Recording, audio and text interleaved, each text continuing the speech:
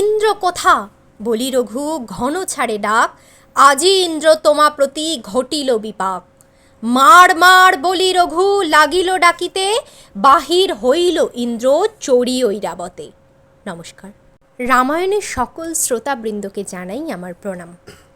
আপনারা সকলে কেমন আছেন? আশা করি সকলে ভালোই আছেন। আপনারা প্লেলিস্ট থেকে পরপর পর্বগুলো দেখছেন তো? পরপর দেখতে থাকবেন। আশা রাখছি আপনাদের ভালো লাগবে। আর ভুল ত্রুটিগুলো অবশ্যই আমাকে ধরিয়ে দেবার অনুরোধ রইল সকলের কাছে। এর আগের পর্বে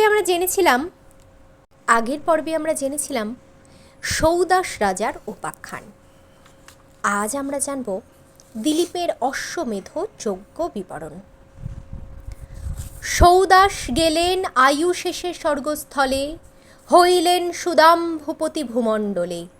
সুদাম করেন রাজ্য অনেক বৎসর, দিলীপ হইল রাজা রাজ্যের ওপর। দিলীপের নন্দন হইল রঘুরাজা, পুত্রের সমান পালে পৃথিবীর প্রজা। সৌদাস তার আয়ু শেষ করে স্বর্গে যাবার পরে সুদাম হলেন ভূপতি। সুদাম অনেক বছর রাজ্য করলেন। তারপর রাজা হলেন দিলীপ। দিলীপ রঘুবংশের রাজা হবার পর তিনি তার সকল প্রজাদের নিজের পুত্রের সমানই স্নেহ করতেন। একে তো দিলীপ রাজা মহাবলবান, তদ্রূপ হইল পুত্র পিতার সমান। পুত্রের বিক্রম দেখি ভাবে মনে মন, অশ্বমেধ যজ্ঞ করিলেন আরম্ভন। ঘোড়া রাখিবারে নিয়োজিলেন রঘুরে, যেখানে সেখানে যাবে নিকটে কি দূরে। ঘোড়া দিয়া দিলীপ কহিল তার ঠাই, যজ্ঞপূর্ণ কালে যেন এই ঘোড়া পাই। ঘোড়া রাখিবারে রঘু করিল পয়ান, সঙ্গেতে চলিল তুল্য যোদ্ধা বলবান। মহেন্দ্র বলেন ব্রহ্মা কোন যুদ্ধ করি, অশ্বমেধ করি রাজা লবে স্বর্গপরি। কিসে নিবারণ হয় বল কৃপা করি, বিরিঞ্চি বলেন তার ঘোড়া করচুরি। দিলীপ অশ্বমেধ যজ্ঞ করলে মহেন্দ্র বললেন ব্রহ্মাকে যে কোন যুদ্ধ করবে, কোন যুদ্ধে রাজাকে থামানো যাবে। যদি রাজা অশ্বমেধ যজ্ঞে পূর্ণতা লাভ করে তবে সে স্বর্গপুরী লাভ করবে। কি করা যায়? তখন বিরিঞ্চি বললেন তার ঘোড়া চুরি করো।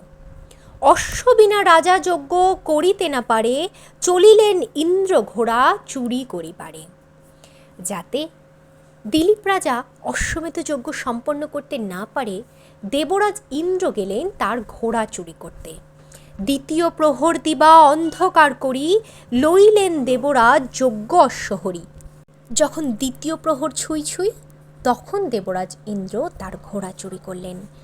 ঘোড়া হারাইয়া ভাবে দিলীপ নন্দন, ইন্দ্র বিনা ঘোড়া মোর লবে কোনজন।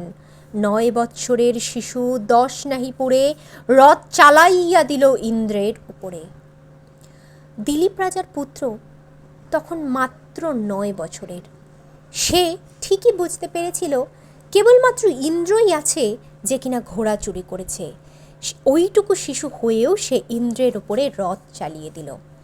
সহস্র ঘোড়ার বহে স্বর্গে রথ খান, পলকে প্রবেশে গিয়া ইন্দ্র বিদ্যমান। ইন্দ্র কথা বলি রঘু ঘন ছাড়ে ডাক, আজি ইন্দ্র তোমা প্রতি ঘটিল বিপাক। মার মার বলি রঘু লাগিল ডাকিতে, বাহির হইল ইন্দ্র চড়ি ঐরাবতে। রঘুরে দেখিয়া ইন্দ্র বলে কটু ভাষে, মরিবার নিমিত্তে আইলে স্বর্গবাসে। দিলীপ রাজার পুত্র তিনি স্বর্গের পথে গমন করলেন। স্বর্গে গিয়া এদিক ওদিক করে ইন্দ্রকে খুঁজতে লাগলেন। মার মার শব্দধ্বনিতে ডাকতে লাগলেন ইন্দ্রকে। অবশেষে হাতির পিঠে ঐরাবতের পিঠে চড়ে ইন্দ্র বাইরে এলো এবং কটুভাবে তাকে বলল, তুমি মরবার জন্য এসেছ স্বর্গবাসে? মাছি হইয়া সাহিবাকি পর্বতের ভার, গলায় কলসি বান্ধি নদীতে সাঁতার। সহিতে খুরের ধার কেবা বল পারে, বালক হইয়া এসো আমার উপরে। ইন্দ্র আরও বললেন, একটা মাছি হয়ে কি পর্বতের ভার সইতে পারে? গলায় কলসি বেঁধে তুমি নদীতে নেমেছ সাঁতার কাটতে? তুমি কি পারবে খুরের ধার সহ্য করতে? বালক হয়ে তুমি আমার সাথে এসেছ যুদ্ধ করতে? রঘু বলে গর্ব করো রণ নাহি যিনি, যার যত বল বুদ্ধি জানিব এখনই। তখন রঘুনন্দন বললেন, কিসের যুদ্ধনীতির গর্ব তুমি করছো? কার কত বল, কার কত বুদ্ধি, তা এখনই জানা যাবে। আমাকে বালক দেখো, আপনি কি বীর? বালকের রণে আজি হও দেখি স্থির। 3 বাণ মারে রঘু বাসবের বুকে, ঐরাবত সহ ইন্দ্র ফিরে ঘোর পাকে। তখন বালক রঘুনন্দন ইন্দ্রের বুকে 3টি তীর মারলেন। তখন ইন্দ্র তার ঐরাবত সহ ঘুরতে ঘুরতে ছিটকে পড়ল। ইন্দ্র বলে, ভালো বলি বয়সে ছাওয়াল, এরিলেকো বাণ যেন অগ্নির উথাল। ইন্দ্র বলল, বয়সে ছাওয়াল, আমরা চলিত কথায় ছাওয়াল কথাটি জানি না অনেকেই ব্যবহার করেন কি না। ছাওয়ালের তো মানে এরকমভাবে সাধারণত আমরা ব্যবহার করে থাকি। সেই উপহাসের ছলেই বলল, ছাওয়াল বয়সে ছাওয়াল মানে ছেলে ছোকরা হলে হবে কি? তার বাণ যেন অগ্নির সমান। 10 বাণ ইন্দ্র তবে পুরিল সন্ধান, 10 বাণে কাটিল ইন্দ্রের 10 বাণ। ইন্দ্র 10টি বাণ ছুড়লে সেও 10টি বাণ ছুড়ে ইন্দ্রের বাণকে ধূলিসাৎ করে। 2 জনে বাণ বৃষ্টি যেন জল ঘনে, 2 জনে যুদ্ধ করে কেহ নাহি জেনে। রঘুরাজ জানে বাণ পাশুপাত সন্ধি, হাতে গলে দেবরাজে করিলেন বন্দি। অবশেষে যুদ্ধ শেষে তিনি দেবরাজকে বন্দি করলেন। ঐরাবত হইতে পড়িল ভূমিতলে, লোহার শিকলে বান্ধি রথে নিয়া তোলে। অবশেষে ঐরাবত ভূমিতে লুটিয়া পড়ল। লোহার শিকলে তাকে বেঁধে রথে তুলে নিল সে। ঘোড়া নিয়ে আইল বাপের বিদ্যমানে, 7 দিন ইন্দ্র বান্ধা অযোধ্যা ভুবনে। 7 দিন ধরে ইন্দ্রকে অযোধ্যার ভবনে বেঁধে রাখা হলো এবং ঘোড়া নিয়ে সে অবশেষে তার পিতার নিকট এলো, মানে দিলীপ পুত্র দিলীপের নিকট এলো। এটি ছিল অশ্বমেধ যজ্ঞের ঘোড়া। সঙ্গেতে করিয়া ব্রহ্মা যত দেবগণ, আপনি চলিয়া গেল অযোধ্যা ভুবন। বিধাতা বলেন, রাজা তুমি পুণ্যবান, তোমার তনয় রঘু তোমারই সমান। ব্রহ্মা যত দেবগণ আছেন প্রত্যেকের সঙ্গে নিয়ে গেলেন অযোধ্যা ভুবনে।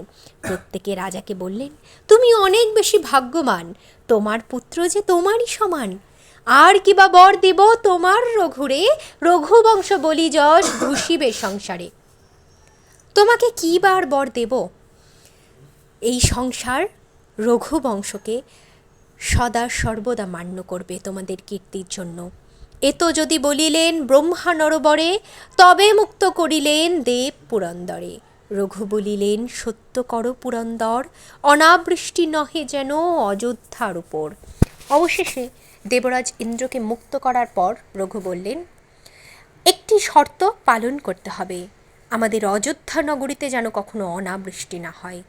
ইন্দ্র বলিলেন, চিন্তা না করিহ তুমি, যে কিছু ক্ষেতের কর্ম সে করিব আমি। করিলেন এই সত্য দেব পুরন্দর, ইন্দ্র সহ স্বর্গে গেল সকল অমর। রঘুর বিক্রম শুনি শত্রুপক্ষে ত্রাস, আদি কাণ্ড রচিল পণ্ডিত কৃত্তিবাস। অবশেষে দেবরাজ ইন্দ্র নিশ্চিন্ত হতে বললেন, আর এও বললেন, যা কিছু ক্ষেতের কর্ম আছে এবার থেকে সেই দেখবে অযোধ্যা নগরীর। অবশেষে ইন্দ্রসহ সকল দেবতারা চলে গেলেন স্বর্গে। আর রঘু বংশের এই বিক্রম শুনে অন্যান্য রাজারা ত্রাসগ্রস্ত হয়ে পড়লেন। আজ তবে এ পর্যন্তই সমাপ্ত। তাহলে ভালো মন্দ যাই লাগুক, দোষ ত্রুটি থাকলে কমেন্টে জানাবেন। আজকের মতো বিদায় নিচ্ছি, সুস্থ থাকবেন। আসছি পরের পর্বতে।